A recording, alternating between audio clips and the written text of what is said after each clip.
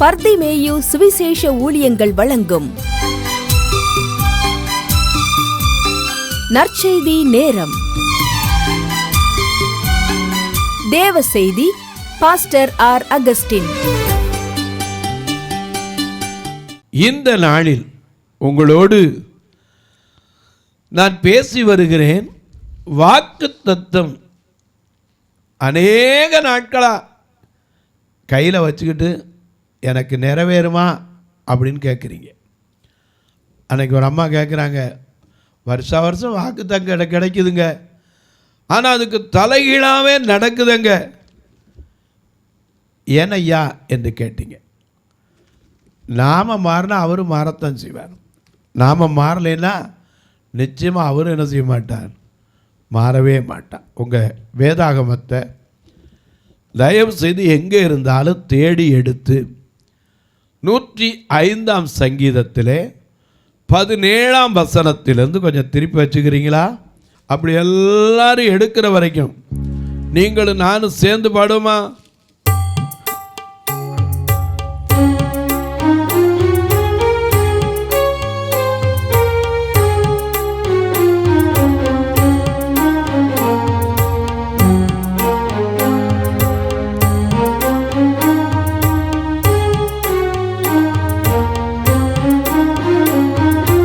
எல்லாரும் துதிப்பா, எல்லாரும் துதிப்பா, ஆத்துமாவே எல்லாரும் துதிப்பா. எல்லாழ்வதையேனில் உன்னதன், எல்லாழ்வதையேனில் உன்னத நான் செய்த எல்லா நன்மைகள் எல்லாரும் துதிப்பா. எல்லா ஆத்துமாவே எல்லாரும் துதிப்பா. பாவங்கள் எத்தனையோ நினையாதிருந்தாலும் பாவங்கள் எத்தனையோ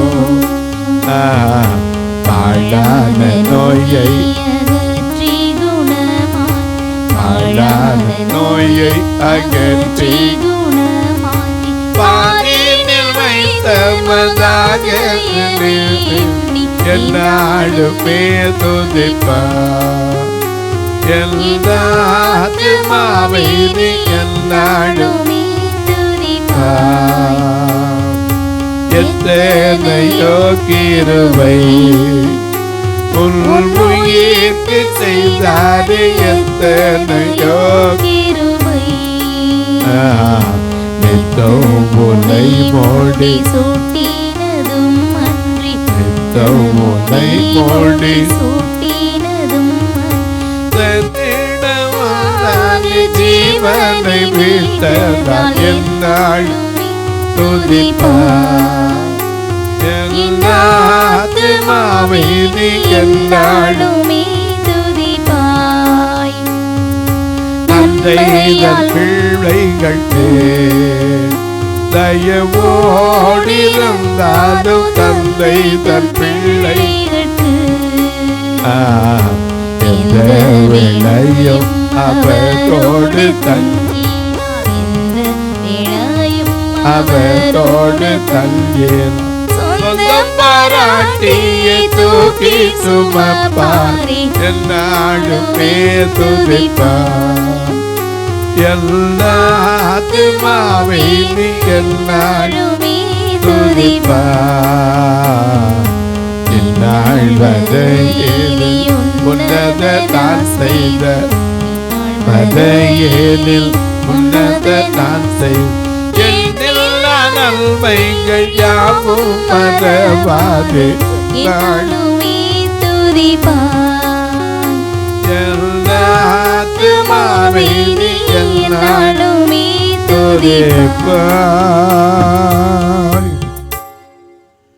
எல்லாம் எடுத்துருப்பீங்க, வாசிக்கலாமா?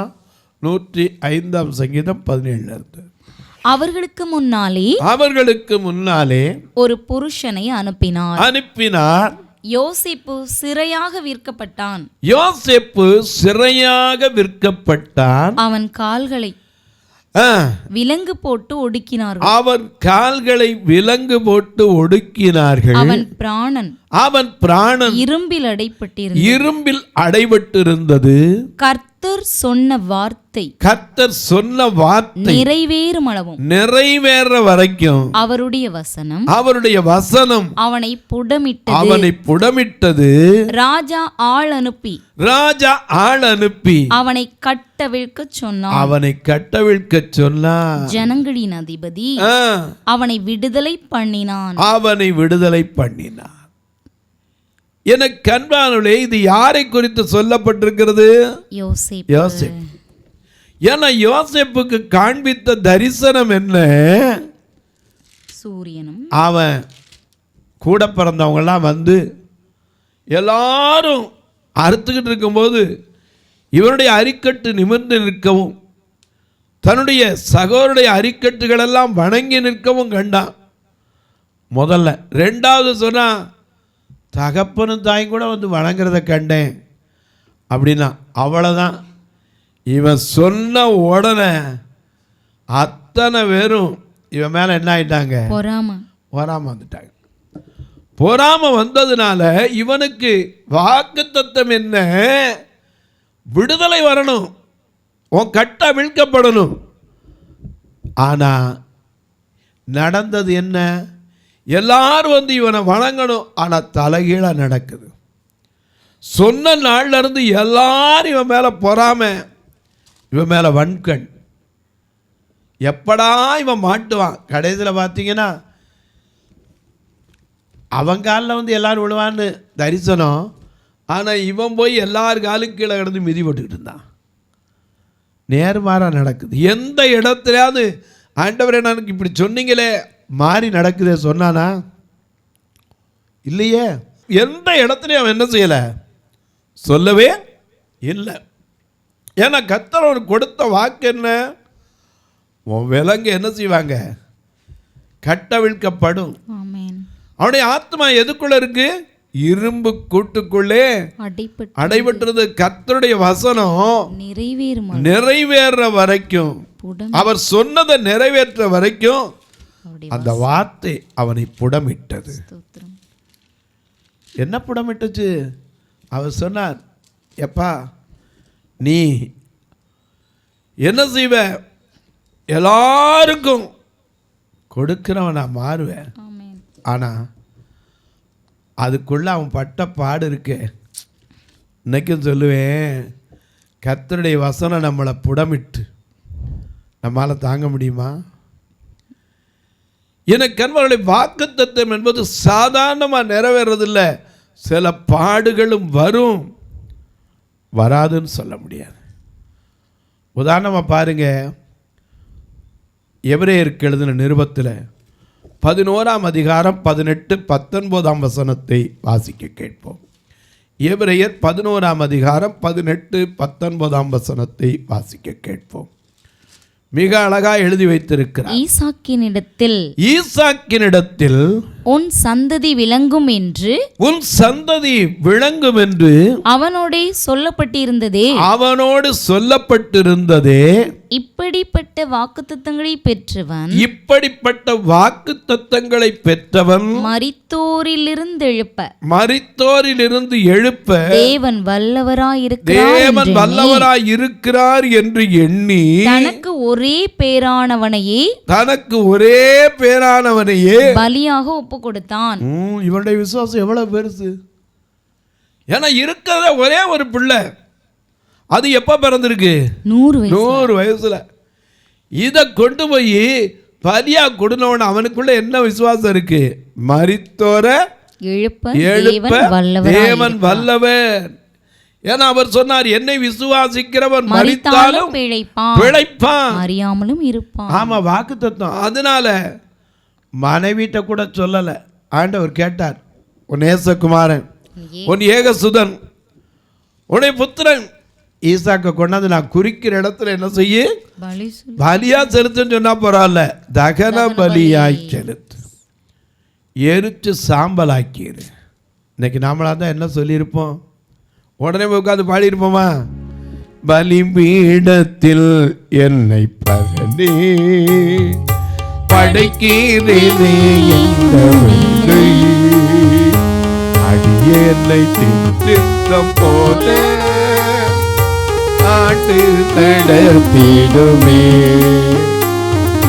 பலிபீடத்தில் என்னை பரணி படைக்கிறேனே என்ற வேளை அடியேனை சித்தம் போல ஆண்டு நடத்திடுமே. கல்வாரியில் அன்பினையே கண்டு விரைந்து ஓடி வந்தே. கல்வாரியில் அன்பினையே கண்டு விரைந்து நான் ஓடி வந்தேன். கழுவும் பொன்திரு ரத்தத்தாலே கரைநீங்க இருதயத்தை. கழுவும் பொன்திரு ரத்தத்தாலே கரைநீங்க இருதயத்தை. பலிபீடத்துல கொண்டு வச்சான். ஏன்னா அவனுக்கு கர்த்தர் சொன்ன வார்த்தை நிறைவேற வரைக்கும் யோசேப்பை படமிட்டது. இங்கே கர்த்தர் சொன்ன வார்த்தை நிறைவேறும். அவன் நம்பினான். ஏன்னா மரித்தாலும் பிழைப்பான், உயிரோடு எழுப்ப வல்லவன். இதை நம்பி ஒரு பிள்ளை இனிமே வாய்ப்பே கிடையாது. ஏற்கனவே 75 வயசில் சொன்ன வார்த்தை எப்போ நிறைவேறிச்சு? 100 வயசில் தான் நிறைவேறிச்சு. அந்த பிள்ளைய கொண்டு போய் தான் கையாலே சுட்டரிக்கணுமா, சாம்பல் தகன பலியாக கொடுக்கணுமா? இன்னைக்கு நம்மளால் முடியுமா? ஆனால் ஆபிரகாம் செய்தான். கொண்டு போனான். பையன் கூட ஒரு கேள்வி ஆக்குறான். எப்போ கத்தி இருக்கு, நெருப்பு இருக்கு, கட்டை இருக்கு, ஆடைக்கு ஆட்டுக்குட்டி எங்கே? அப்பவும் என்ன சொன்னா? என் மகனே தேவன் தமக்கு தகன பலிக்கான ஆட்டுக்குட்டி பார்த்து கொள்வார். என யெகோவா ஈரே எல்லாவற்றையும் பார்த்து கொள்ளுகிறார். அவன் நம்பிக்கை தான்.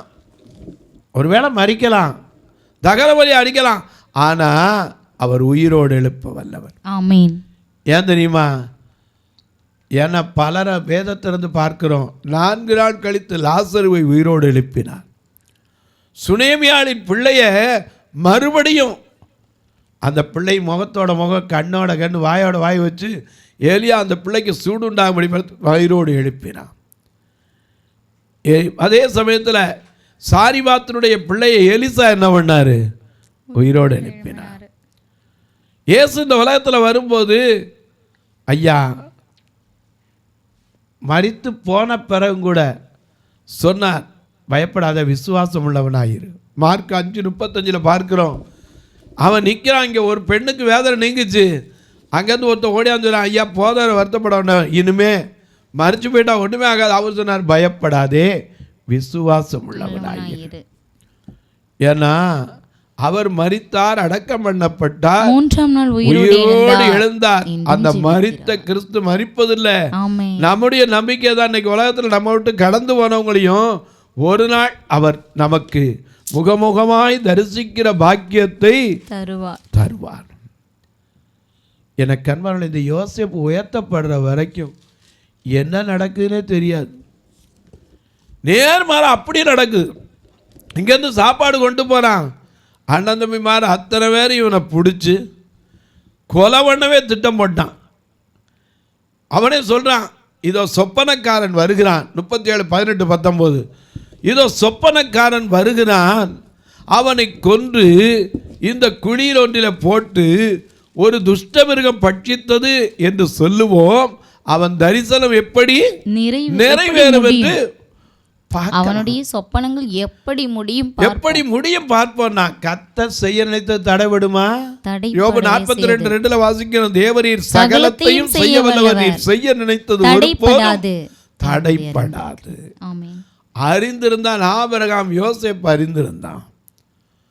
ஆனால் அவன் எது நடந்தாலும் சரி, நிந்தை வந்தாலும் அவமானம் வந்துச்சு, செய்யாத குற்றம் வந்துச்சு. ஆதியாகமம் 39:9 யோசேப்பு பேசுகிறான் பாருங்க.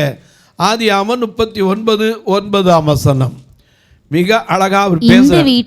இந்த வீட்டிலே என்னிலும் பெரியவன் இல்லை, நீ அவருடைய மனைவியாய் இருக்கிறபடியினால் உன்னை தவிர வேறொன்றையும் எனக்கு விலக்கி வைக்கவும் இல்லை. இப்படி இருக்க நான் இத்தனை பெரிய பொல்லாங்குக்கு உடன்பட்டு தேவனுக்கு விரோதமாய் பாவம் செய்வது எப்படி? ஏன்னா அவனுக்கு எப்போ அந்த தேவனுடைய பயம் இருந்துச்சு. ஆனா ஆண்டவர் ஒரு நாள் அவன் எதிரே வாக்கல, இரும்பு கூட்டுக்குள்ள அடப்பட்டு இருந்தான். திடீர்னு ஒரு நாள் வர்றாரு. ஆதியாகமம் 41:14 பார்வோன் ஆள் அனுப்புகிறான். நீங்கள் தான் யோசிப்பா? ஆமாங்க, உங்களை பார்வோன் அரசர் பார்வோன் கூப்பிடுறாரா? உடனே கூட்டிட்டு போனான். சேவிங் பண்ணா, புதிய வஸ்திரத்தை மாட்டினா, ரதத்தில் ஏற்றியாச்சு.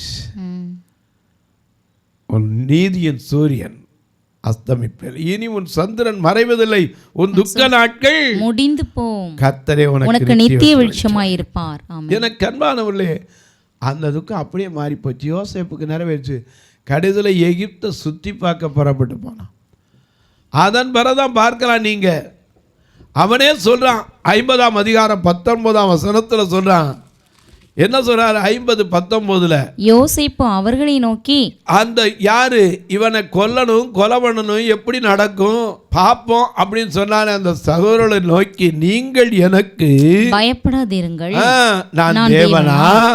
நீங்கள் எனக்கு தீமை செய்ய நினைத்தீர்கள். நினைத்தது உண்மை, ஆனால் தேவனோ இப்பொழுது நடந்து வருகிறபடியே வெகு ஜனங்களை உயிரோடு காக்கும்படி அதை நன்மையாக முடிய பண்ணினார். ஆதலால் பயப்படாதீர்கள், உங்களை மட்டுமில்ல உங்க பிள்ளைகளையும் காப்பாற்றுவேன். எனக்கு அன்பானவர்களே, உங்கள் குழந்தைகளையும் பராமரிப்பேன்னு அவரே வாக்கு கொடுக்கிறார். அவர் சொன்னது நிறைவேற காலம் வரைக்கும் சில பாடுகளும் உண்டு. நாம் அது வரைக்கும் பொறுமையோடு என்ன செய்யணும்? காத்திருக்கணும். அதனால தான் வேதம் சொல்லுது, ஏற்ற காலம் வரும் வரைக்கும் அவருடைய பலத்த கரத்துக்குள்ளே அடங்கி இருங்கள். அவர் நிச்சயமா உயர்த்துவார். ஏன்னா அவரை நோக்கி பார்த்தவர்கள் பிரகாசம் அடைந்தார்கள், அவர்கள் முகங்கள் வெட்கப்படவில்லை. இன்னொரு வசனத்தை பாருங்க, ஏசாயா 64:4 பாருங்க. மிக அழகான ஒரு வசனம், நமக்கு தெரியாது, விளங்காது. ஏசாயா 64:4 தேவனே உமக்கு காத்திருக்கிறவர்களுக்கு நீர் செய்பவைகளை நீரே அல்லாமல் உலக தோற்றம் முதற்கொண்டு ஒருவரும் கேட்டதும் இல்லை, செவியால் உணர்ந்ததும் இல்லை, அவைகளை கண்டதும் இல்லை. ஆமா, ஏன்னா அவர் அப்படிப்பட்ட அற்புதங்களை செய்கிறவர். ஏன்னா யாரும் கண்டிராத அதிசயங்களை செய்கிற தேவன். ஏன்னா நம்ம பாடுறோம்ல, அதிசயங்கள் செய்கிறவே அருகில் இருக்கிறார், அற்புதங்கள் செய்கிறவே வசிக்கிறார், அதிசயங்கள் செய்கிறவே இருக்கிறார், அற்புதங்கள் செய்கிறவர் நமக்குள் வசிக்கிறார்.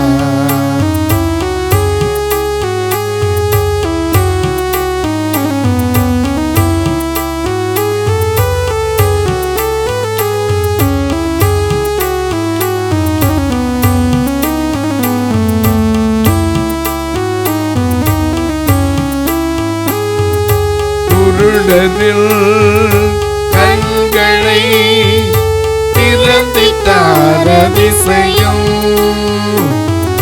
குருடனில் கண்களை திறந்திட்டார் அதிசயம், மரித்தோரை எழுப்பினார் அதிசயம், ஒரு சொல்லாலே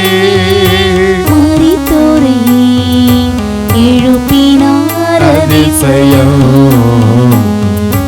அதிசயங்கள் செய்கிறவர் அருகில் இருக்கிறார்.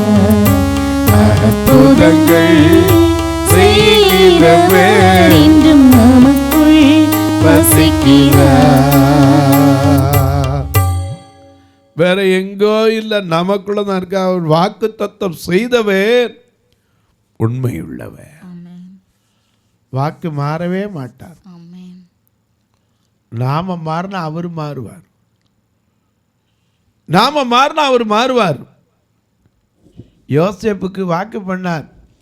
ஆனா எந்த சூழ்நிலையிலையும் அவன் யார்ட்டையாவது போய் சொல்லி எந்த இடத்துல நியாயத்தை எதிர்பார்த்தானா? ஏன்னா கர்த்தர் சொன்னார், அதை நிறைவேற்றுவார். ஆமென். அந்த இரும்பு கூட்டுக்குள்ள அடவட்டிருக்கும் போது கூட நான் ஒன்றுமே செய்யலப்பா, என்ன அநியாயமாக அந்த போத்திபாருடைய மனைவி என் மேலே குற்றச்சாட்டா எந்த இடத்துலையாவது சொன்னானா? இல்லை. இல்லையே, ஒரு இடத்துல கூட சொல்ல. ஏன்னா அவன் நம்பி இருந்தது யார? கர்த்தரே. அவ்வளோதான். இன்னைக்கும் சொல்ல, உங்கள் வாக்கு தத்துவம் என்ன உங்களுக்கு கையில் கிடைச்சோ, இந்த மாதம் கர்த்தர் ஒரு வாக்கு தத்துவம் என்கிட்ட கொடுத்தார். அதையும் உங்களுக்கு சொல்கிற. எரேமியா 31:16 நீ அழாதபடிக்கு உன் சத்தத்தை அடக்கி நீ கண்ணீர் விடாதபடிக்கு உன் கண்களை காத்துக்கொள் என்று கர்த்தர் சொல்லுகிறார். உன் கிரியைக்கு பலன் உண்டு கர்த்தர் சொல்லுகிறார். அவர்கள் சத்துருவின் தேசத்தில் இருந்து திரும்பி வருவார்கள். ஹல்லேலூயா. உன் கிரியைகளுக்கு பலன் உண்டு. அநேக நேரங்களில் நான் நல்லதுதானே செஞ்சேன், எனக்கு ஏன் தீமை வருதுங்க? ஐயா, ஒன்றை தெரிஞ்சுக்கங்க, நல்லது செய்தா நிச்சயமா நன்மை கிடைச்சே தீரும். நாம் இன்னைக்கு நல்லது செஞ்சேன், எனக்கு மாறி செய்கிறாங்க, அழாதீங்க. யோசேப்பு உண்மையை தான் தன் தகப்பனுக்கு சொன்னான். ஏன்னா தன்னுடைய தம்பி சகோதரர்கள் துன்மார்க்கமாக நடக்கிற தன் தகப்பனுக்கு என்ன செய்தான் சொல்லி வந்தான். உண்மையாக இருந்ததுனால அவனுக்கு என்ன கிடைச்சது? போன இடத்துல அடி உதையும் தான். ஆனால் கர்த்தர் சொன்னதை மாற்றினாரா? இல்லை. நிறைவேற்றாம விட்டாரா? இல்லவே இல்லை. இல்லை. அவனை எங்க அந்த கொஞ்சத்துல உண்மையா இருந்ததுனால அநேகத்தின் பேர்ல அதிகாரியாய் உயர்த்தினார்.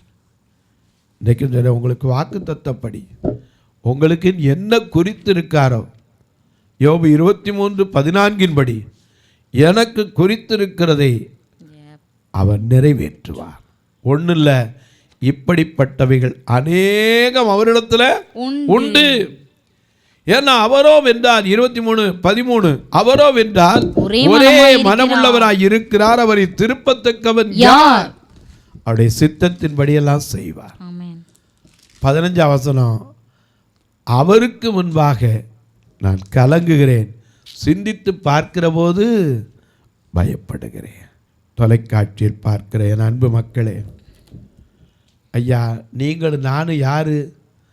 1 பேதுரு 2:9 அந்தகார இருளில் இருக்கிற ஜனங்களுக்கு ஆச்சரியமான ஒளியினிடத்தில் வரவழைத்தவருடைய புண்ணியங்களை அறிவிக்கும்படிக்கு தெரிந்து கொள்ளப்பட்ட சந்ததியாயும் ராஜரிகமான ஆசாரிய கூட்டமாயும் பரிசுத்த ஜாதியாயும் அவருக்கு சொந்த ஜனமாயும் இருக்கிறீர்கள். இன்னைக்கு இந்த சொந்த ஜனமா நீங்க உண்மையா மாறிட்டீங்கன்னா உங்களுக்கு கொடுத்த வாக்கு தத்தத்தை கர்த்தர் கட்டாய நிறைவேற்றிய தீருவார்.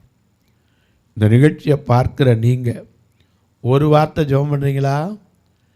இந்த ஊழியத்துக்காக எதனை தேவைகள் சந்திக்கப்படுவதற்காக இந்த தொலைக்காட்சி நிகழ்ச்சி வருதே, ஒரு நாளைக்கு நிகழ்ச்சி வரலாம் 4000 ரூபா, ரெக்கார்டிங் சேர்த்தா 5000 ரூபா வந்துடுது. ஐயா, 2 சபை எங்கள் சபை பார்வையற்றதோ நீங்கள் நினைக்கலாம். ஒருவேளை இப்படி தினம் நிகழ்ச்சி ஓடுறதுனால எங்கேருந்து பணம்? எங்கேருந்து இல்லைங்க, ஒவ்வொருத்தரும் 100-200 அனுப்புகிற காணிக்க தொலைக்காட்சிக்குன்னு அனுப்புறது அப்படியே அதுக்கு எடுத்து போடுறது மட்டும் இல்லை, அதில் ஏதோ 1-2 மிச்சம் இருந்தால் கூட இந்த பார்வையற்ற மக்கள் சபையை நடத்துறது தான். திருநெல்வேலியில் 1 இருக்குது, மதுரையில் 1 இருக்குது. நீங்களும் தாராளமாக வந்து பார்க்கணுன்னா என்னை ஃபோன் பண்ணுங்க, உங்களை கூட்டிகிட்டு போயே காமிக்கிறேன். ஏதோ எங்கோ இருந்து கேள்விப்படுறோம், என்னைக்கா ஒரு நாள் திருநெல்வேலி மதுரை வந்தீங்கன்னா வர்றதுக்கு ஒரு 2 3 நாளைக்கு முன்னாடி ஃபோன் பண்ணுங்கள், நானே உங்களுக்காக வந்து கூப்பிட்டு வந்து காமிச்சு நீங்களும் பார்க்கலாம், தப்பே இல்லை. ஐயா கர்த்தர் உங்களை ஏவினா எத்தனையோ காரியம். மதுரையில் முந்தி பெண்களை வச்சுருந்தோம் தங்குறதுக்கு. இப்போ அந்த மாடியில் ஓடு 16 வருஷம் ஆகி ஓடெல்லாம் போனதுனால இப்போ தண்ணி ஒழுகாத இடம் பாக்கி இல்லை. அந்த இடத்த எனக்கு ஒரு ஆசை, அது வேறு தப்பாக நினச்சிங்கன்னா சொல்கிறேன், தப்பாக நினச்சாலும் சரி இல்லாட்டா சரி, விசுவாசம் எனக்கு. அந்த ஓடை எடுத்துகிட்டு ஓடு மாற்றலாம் அப்படின்னு நிறைய பேர் சொன்னாங்க. நான் சொல்கிறேன், அந்த இடத்துல ஆண்டவர் காங்கிரீட்டாகவே போட வைப்பார். ஏன்னா ஓடுனா கூட திருப்பி ஒரு 10 வருஷம் கழிச்சா 15 வருஷம் கழிச்சா இப்படி தான் வரும். அதுக்கு காங்கிரீட் பில்டிங்காக போடணும். ஏன்னா அன்னைக்கு கூட ஒரு சின்ன ஆட்களை கூப்பிட்டு ஆலோசனை கேட்டேன். அவங்க சொன்னாங்க, இந்த மாடிக்கு மேலே காங்கிரீட் போடலாம், கீழே சர்ச்சு, அதுக்கு மேலே மாடி, அதுக்கு மேலே ஓடு போட்டிருக்கோம், அதில் அப்படி காங்கிரீட் போடனால் எப்படியும் குறைஞ்ச ஒரு 5 லட்சமாக வந்துடும்னாங்க. அப்பாடி அவ்வளவா அப்படின்னாங்க. நான் சொன்னேன், இவ்வளோ தானே ஆண்டவர் நினச்சா கோடா கோடி கொடுக்கிறவர். இந்த கட்டுமான பணிகளுக்காக ஜெபிங்க. திருநெல்வேலியில் ஒரு அறையில் நிறைய பேர் தங்கியிருக்காங்க, இடம் இல்லை, இன்னொரு அறை கட்டுவதற்கு கர்த்தர் எழுப்பி தரணும். என்கிட்ட கேட்டால் வரிசையாக சொல்லுவேன். உங்கள் பிறந்த நாள் திருமண நாளில் ஒரு நாள் உணவு கொடுக்க, உடை கொடுக்க, ஊன்றுகோல் கொடுக்க, இப்படி பல காரியம் உண்டு. எப்படி தொடர்புள்ள இங்கே 2 நம்பர் ஜிபே ஃபோன்பே வந்துக்கிட்டே இருக்கும். நீங்கள் தொடர்புலாம் என்னிடத்தில் கேட்கலாம். ஒருவேளை காசோலையாக உதவணும்னா ஆர். அகஸ்டின், பர்திமை சுவிசேஷ ஊழியம், நாகமலை, புதுக்கோட்டை, மதுரை 19. நீங்கள் பேர் மட்டும் போட்டால் போதும், மற்ற நான் கூட எழுதிடுவோம். காசோலையாக தொடர்பு கொள்ளலாம். தபால் தொடர்பு கொள்ள வேண்டிய முகவரி 62 50 19 நாமலை, புதுக்கோட்டை. அவ்வளோதான். உங்கள் ஜெபக்காரி எது இருந்தாலும் காலை 10லேருந்து 5க்குள்ளே தாராளமாக கூப்பிட்டு சொல்லலாம். உங்களுக்காக ஜெபிக்க காத்திருக்கிறேன். இப்போ உங்களுக்காக ஜெபிக்கட்டுமா? நல்ல பிதாவே, நன்றியோடு துதிக்கிறோம். வாக்கு தத்தம் ஆமென்றும் ஆமேன் என்றும் இருக்கிறது. ஒரு வார்த்தை கூட தவறாமல் நிச்சயமாக இருக்கும். ஐயா, வாக்கு தத்தம் நிறைவேறணும்னா காத்திருக்கணும், அறிக்கையிடணும். வாக்கு தத்தம் செய்தவர் உண்மையுள்ளவர்ங்கிறத நம்பி விசுவாசத்தோட காத்திருந்தா நிச்சயமாக நிறைவேற்றுவேன்.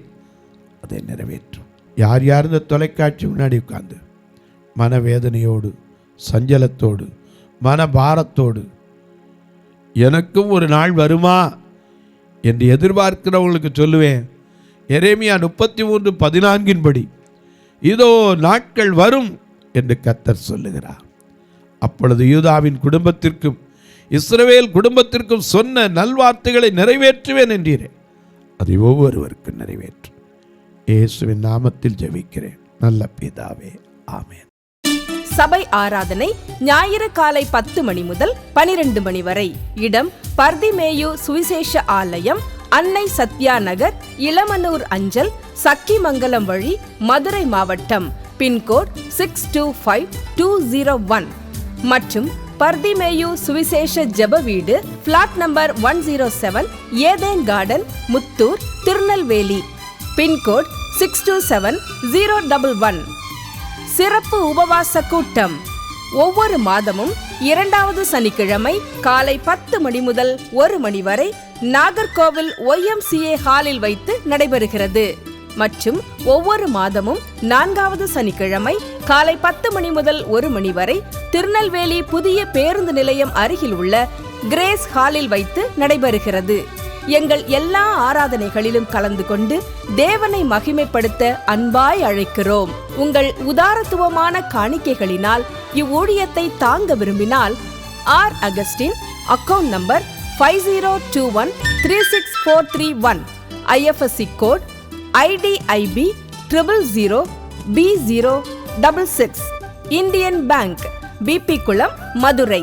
ஜிபே நம்பர் 9842181917, BGM மினிஸ்ட்ரீஸ் மற்றும் 9442559772, பிளைண்ட் மினிஸ்ட்ரீஸ், அகஸ்டின். உங்கள் தொடர்புக்கு பாஸ்டர் ஆர். அகஸ்டின், பர்திமேயு சுவிசேஷ ஊழியங்கள், நாகமலை, புதுக்கோட்டை, மதுரை 625019. தொலைபேசி எண்கள் 9842181917 மற்றும் 9442559772. கர்த்தர் தாமே உங்களை ஆசீர்வதிப்பாராக.